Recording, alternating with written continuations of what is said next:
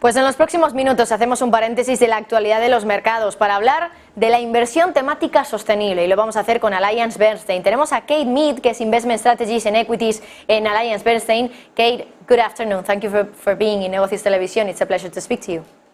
Hi, it's lovely to speak with you too, and it's great to be here. Kate, you're sustainable thematic investors in AllianceBernstein. What does sustainable thematic investing mean to you? Yeah, thank you. So as a team, we're looking at the world around us and we study transformative change.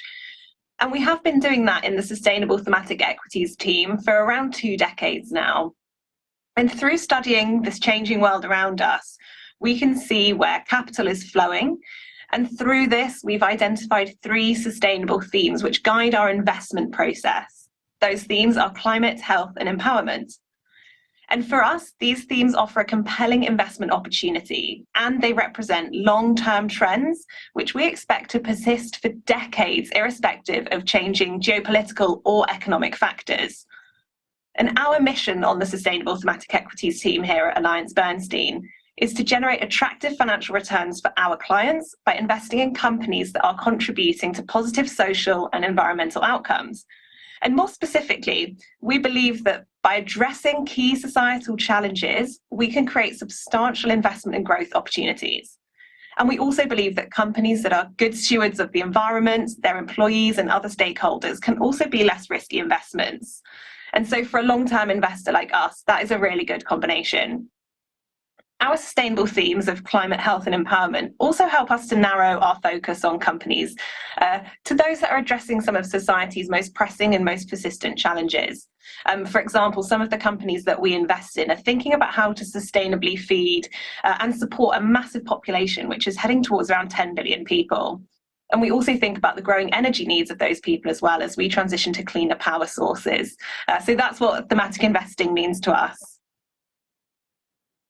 Climate, health and empowerment sound like large and broad themes. How do you use these to identify attractive sustainable investings?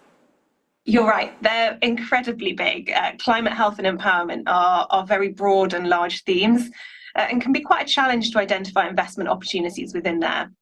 However, in 2015, the United Nations released their Sustainable Development Goals, or the UN SDGs. We've leveraged these to help guide our thematic emphasis. And so for us, the UN SDGs represent a really powerful consensus of around 193 countries that have signed up to the UN SDGs. And all of these countries are committed to solving this wide set of global challenges that we estimate could require about $90 trillion to achieve, both from public and private sectors. So our 3 themes are informed by these investment opportunities represented within the UN SDGs. But it's really our sub-themes that put the meat on these bones. So each of our themes is divided into 4 sub-themes, and these really help us direct our research efforts as well in the team. So using the UN SDGs and our themes, we've developed a really clear investment process to tie them all together and to narrow down onto individual companies that we put in our portfolio. And our decades of experience in investing in thematic ecosystems has allowed us to deliver strong returns for our clients over time. And so I think sometimes other investors can underestimate the thematic tailwinds underway and the key beneficiaries of those large thematic tailwinds as well. That themes persist through changing environments, and we've seen now volatile markets in recent quarters. Can your themes really persist against this backdrop? You're right. It's definitely been a challenging environment over the last 15 months or so. And yes, our conviction remains high that these thematic tailwinds will persist. And, some of that comes from our own experience. I've mentioned that we've been doing this for several years now. And also, sometimes times of crisis accelerate shifts that are already underway. Theme selection matters as well. And since our thematic emphasis is on meeting the world's biggest challenges, these aren't really solved overnight and aren't really impacted by macroeconomic considerations.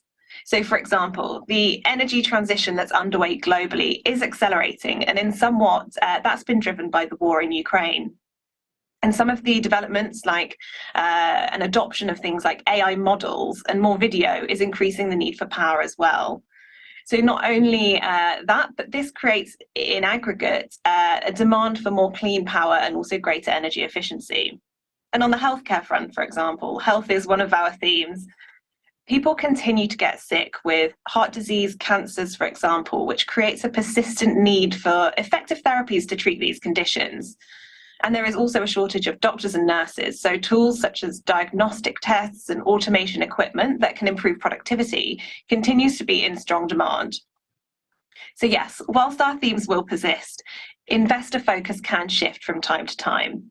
So rather than us as a team trying to predict what's going on outside of our world, our focus remains on identifying those trends and businesses that are really exposed to these things.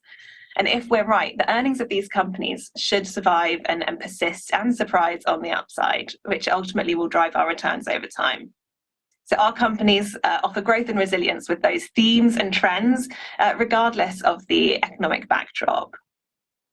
Kate, looking forward, will your themes continue to be relevant? Yes, we have seen huge amounts of progress and opportunity within our themes over the last decade or so.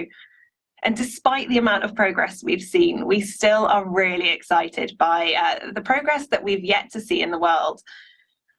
For example, in 2022, the amount of investment in the energy transition matched those in fossil fuels for the first time ever. So that's really exciting. And not only this, the growth in spending on the energy transition is expected to grow continually at around 17% annually between now and 2030. So we're seeing that as a really strong tailwind in our climate theme, and we continue to be invested in companies that will benefit from this theme and this transition. So that's a great looking backward, but what about going forward? Our themes success in the past has not eroded the scale of opportunity looking forward. And as I've mentioned, our themes are long-term in nature and will outlive those short-term market moves and cycles that we've seen in the last few months.